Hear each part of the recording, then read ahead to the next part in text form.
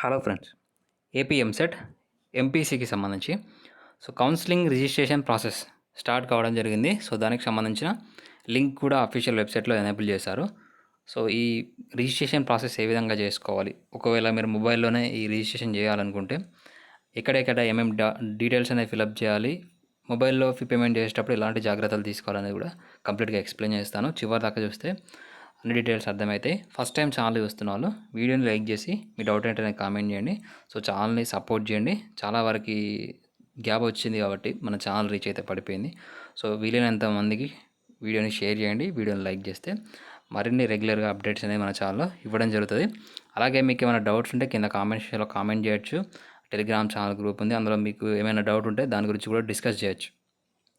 మీ doubts కూడా ఈజీగా clarify అయిపోతాయి. ఇక్కడ మీకు వెబ్సైట్ రిజిస్ట్రేషన్ లింక్ అనేది డిస్క్రిప్షన్లో ప్రొవైడ్ చేస్తాను. అది క్లిక్ చేసిన వెంటనే మీకు ఇంటర్ఫేస్ ఈ విధంగా ఓపెన్ అవుతుంది. ఇక్కడ ఈ విధంగా ఓపెన్ అయిన తర్వాత మీ హాల్ టికెట్ నెంబర్, మీ డేట్ ఆఫ్ బర్త్ ఎంటర్ చేసి సబ్మిట్ కొట్టిన వెంటనే మీకు సబ్మిట్ మీద కొట్టిన వెంటనే మీకు ఇక్కడ మీ పర్సనల్ డీటెయిల్స్ వస్తాయి. అంటే మీరు అప్లికేషన్ చేసే టైంలో ఏమేమి డీటెయిల్స్ అయితే ఇచ్చారో ఆ డీటెయిల్స్ అన్నీ మీకు రావడం జరుగుతుంది. మీ name, father name, Aadhaar card, mobile number, email address. ఈ డీటెయిల్స్ అన్నీ రావడం జరుగుతుంది. ఇక్కడ మీరు చేయాల్సింది ఏం లేదు, చాలా సింపుల్.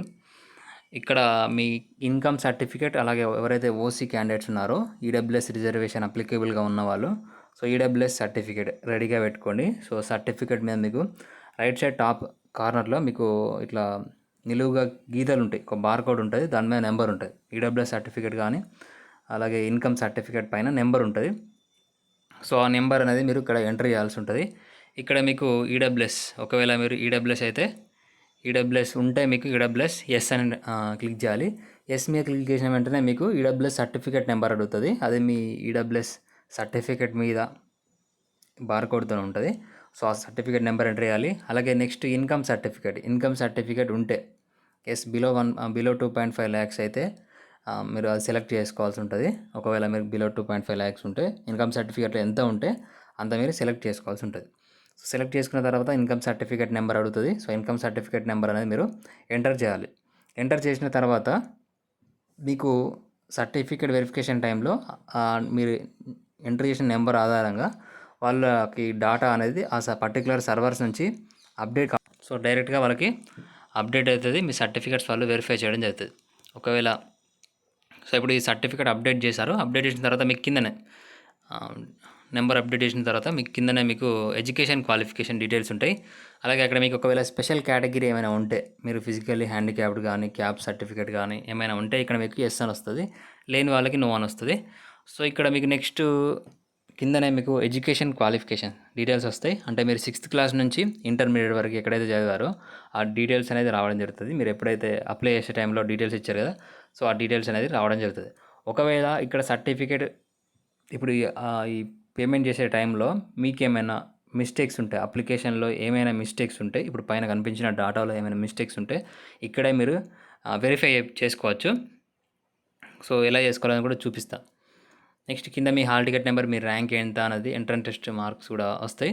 నెక్స్ట్ కిందనే మీకు intermediate hall ticket number, intermediate board, అలాగే గ్రూప్ సబ్జెక్ట్లో మార్క్స్.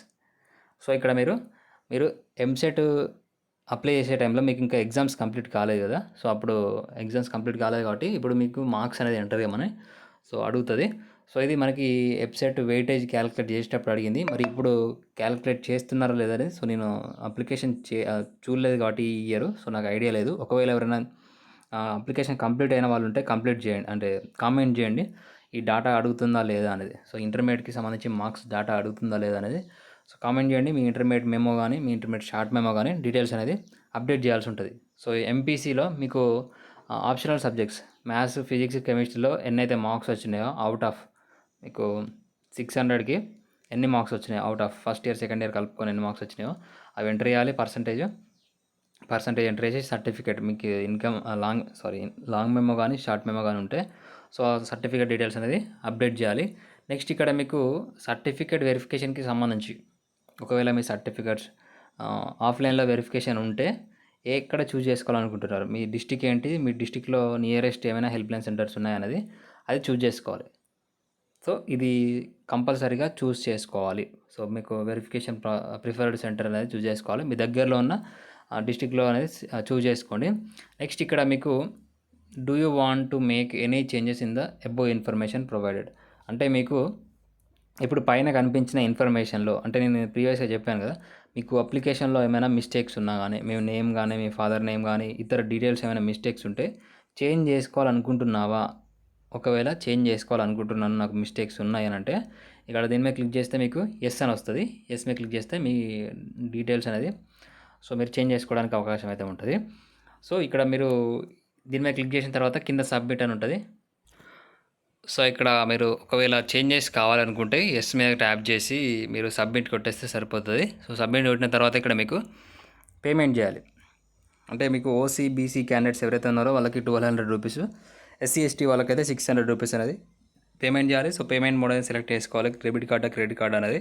ఇక్కడ మీరు జాగ్రత్తగా ఒకవేళ మీరు మొబైల్లో కనుక మీరు పేమెంట్ చేస్తే కంపల్సరీగా నెట్వర్క్ కరెక్ట్గా, ఒకవేళ మీరు విలేజ్లో ఉండి పేమెంట్ చేస్తే చాలా జాగ్రత్తగా వహించండి. ఎందుకంటే పేమెంట్ కట్ అయింది అంటే మనకి ఎప్పుడు యాడ్ అవుతుందో అనేది ఎవరు చెప్పలేరు. సో మీకు 2 వీక్స్ పట్టచ్చు, 3 వీక్స్ పట్టచ్చు, వెంటనే యాడ్ కావచ్చు.